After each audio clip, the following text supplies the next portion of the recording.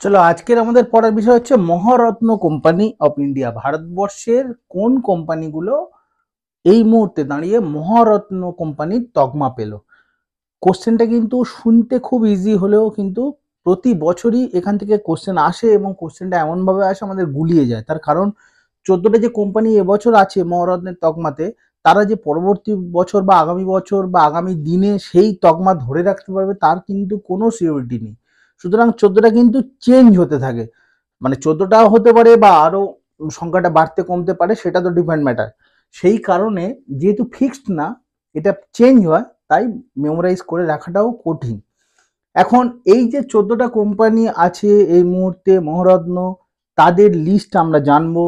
এবং আরেক ধরনের কোশ্চেন এখান থেকে আসে, সেটা হচ্ছে তাদের হেডকোয়ার্টার কোথায়, মেনলি কোনগুলো মহারত্ন আর তাদের হেডকোয়ার্টার, রেসপেক্টিভ হেডকোয়ার্টারটা কোথায়, এই দুটো টাইপের কোশ্চেন এখান থেকে হয়। তো দেখো 14টার মধ্যে প্রথম 3টে আমি লিখেছি SBI দিয়ে। বলে রাখি 14টার নাম মুখস্থ করার জন্য যে ট্রিক্সটা অ্যাপ্লাই করতে হবে সেটা আমি ক্লাসের শেষে তোমাদেরকে বলে দেবো। শুধু দেখতে থাকো যে এই মুহূর্তে রেখেছি 3টে নাম। SBI, S for Steel Authority of India Limited, B for Bharat Heavy Electricals Limited এবং I Indian Oil Corporation Limited. এইভাবে আমরা 14টার নাম প্রথমে কমপ্লিট করব, তারপর তাদের হেডকোয়ার্টার জানবো। হেডকোয়ার্টারেও টিপস বলে দেবো, চিন্তা নেই। চলো, তো প্রথম 3টে আগের স্লাইডে দেখলাম, এই স্লাইডে দেখো আরো 4টে কোম্পানির নাম। সেটা আমি কিভাবে অ্যাব্রিভিয়েশনটা করেছি, ONGC দিয়ে। এখন O for Oil and Natural Gas Corporation Limited, N for National Thermal Power Corporation Limited, G for Gas Authority of India Limited এবং C for Coal India Limited. বারবার বলছি, টিপস এবং ট্রিক্সের জন্য একটু ওয়েট করতে থাকো। তাহলে কটা মোট কমপ্লিট হলো এখনো পর্যন্ত? 4 আর 3 7টা। বাকি 7টা দেখে নাও। তাহলে পরের 3টে দেখে নাও। Pro, PRO, pro for, P for হচ্ছে Power Finance Corporation, R for Rural Electrification Corporation Limited এবং O for Oil India Limited. তাহলে আগে কি কি হয়েছে মনে আছে? SBI, ONGC, এখন হলো প্রো। এবার দুটো দেখে নাও, BP। তো B for Bharat Petroleum Corporation Limited এবং P for Power Grid Corporation of India Limited. বাকি কটা রইলো সেটুকু দেখে নাও। তো বাকি দুটো পড়ে আছে, যে দুটো সে দুটো এইচ এবং এইচ, এই অ্যাব্রিভিয়েশন দিয়ে দুটোকে মেনশন করলাম। H for Hindustan petroleum Corporation Limited এবং এইচ হচ্ছে Hindustan Aeronautics limited. That's it. মানে এই যে 14টার নাম তোমাদেরকে বললাম। এখন ট্রিক্সটা দেখো। ট্রিক্সটা হচ্ছে SBI আগে করেছিলাম প্রথমে 3টে, দেন করেছিলাম ONGC। তাহলে SBI থেকে সমস্ত কোম্পানি 3টে কোম্পানি পেয়ে যাবে, ONGC থেকে আরো 4টে পেয়ে যাবে।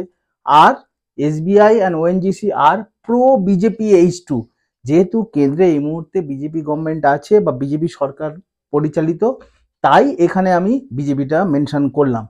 তো এগুলো যেহেতু সবই মহারত্ন কোম্পানি, তো বুঝতেই পারছো এই SBI এবং ONGC আর প্রো বিজেপি H2 মিলিয়ে নাও। প্রথম 3টে SBI দিয়ে, পরের 4টে ONGC দিয়ে, প্রো দিয়ে তারপরে 3টে, এবং এই বিজেপির যেটা বাদ দাও, বি আর পি করে দিয়েছি।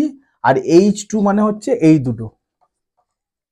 মনে রাখাটা কত ইজি হয়ে গেল দেখো। জাস্ট মনে রাখবে SBI অ্যান্ড ONGC আর প্রো বিজেপি H2, এই লাইনটুকু মনে রাখলে তুমি 14টা মহারত্ন কোম্পানির নাম দিব্যি মনে রাখতে পারবে। তো চলো এবার এদের হেডকোয়ার্টারের টিক্সটাও বলে দেবো, কোথায় কোথায় হেডকোয়ার্টার, যেগুলো কোশ্চেনে আসে। তো এই জায়গাটা বা এই স্লাইডটা কিন্তু পরীক্ষার জন্য টু মাচ ইম্পর্টেন্ট। এবং আমি দেখো একদম headquarter Mumbai, headquarter Kolkata, headquarter New Delhi, 3টেকে সেগ্রিগেট করে রেখেছি, কারণ 3টে থেকে কোশ্চেন আসে। তোমাকে এরম ভাবেই জিজ্ঞেস করে দেবে সেল এর হেডকোয়ার্টার কোথায় বা স্টিল অথরিটি অফ ইন্ডিয়ার হেডকোয়ার্টার কোথায়, তোমাকে কিন্তু জানতে হবে নিউ দিল্লিতে।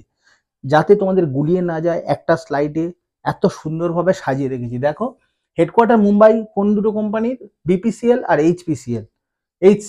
HPCL, BPCL মানে ভারত পেট্রোলিয়াম কর্পোরেশন লিমিটেড এবং হিন্দুস্তান পেট্রোলিয়াম কর্পোরেশন লিমিটেড, দুটোরই হেডকোয়ার্টার কোথায় বললাম? মুম্বাই। দেন হেডকোয়ার্টার কলকাতায় চলে এসো। কলকাতায় কার হেডকোয়ার্টার? কোল ইন্ডিয়ার। এবং হেডকোয়ার্টার নিউ দিল্লিতে সবচেয়ে বেশি সংখ্যাটা দেখো, ভেল, গেল, IOCL, NTPC, ONGC, PFC এবং RECL এবং সেল। বুঝতেই পারছো নিউ দিল্লি হেডকোয়ার্টার যাদের, তারা কিন্তু পরীক্ষার জন্য ইম্পর্টেন্ট, কারণ এতগুলো হেডকোয়ার্টার। তো আর এগুলোর ফুল ফর্ম নতুন করে বলছি না, তোমরা আগে যারা দেখলে 14টা নাম তার সঙ্গে রিলেট করতে পারবে। আমি তাও দু একটা বলে দিই, দেখো ভারত হেভি ইলেকট্রিক্যাল লিমিটেড, বা Gas Authority of India Limited, বা Indian Oil Corporation Limited, National Thermal Power Corporation Limited, Oil and Natural Gas Corporation Limited, বা পাওয়ার ফিনান্স কর্পোরেশন লিমিটেড। এইভাবে কিন্তু তোমাকে মনে রাখতে হবে বা মুখস্থ করতে হবে। বারবার বলি, এই জায়গা থেকে কিন্তু কোশ্চেন আগেও এসছে, ভবিষ্যতেও আসবে। সুতরাং ক্লাসটাকে যদি মনে হয় যে খুব ইজি ব্যাপারটা, তা না। তোমাকে একটু আহ, বুদ্ধি দিয়ে এরকম সুন্দরভাবে সাজিয়ে গুছিয়ে ব্যাপারটাকে মনে রাখতে হবে। এবং মনে রাখবে সবচেয়ে আগে যেটা, সেটা হচ্ছে সিএসডিজি হঠাৎ করে এরকম টাইপের ক্লাস করালো কেন, এর কারণ কিন্তু তুমি পরীক্ষা হলে গিয়ে বুঝতে পারবে। তো চলো, ভালো করে পড়াশোনা করো। That's it, tata.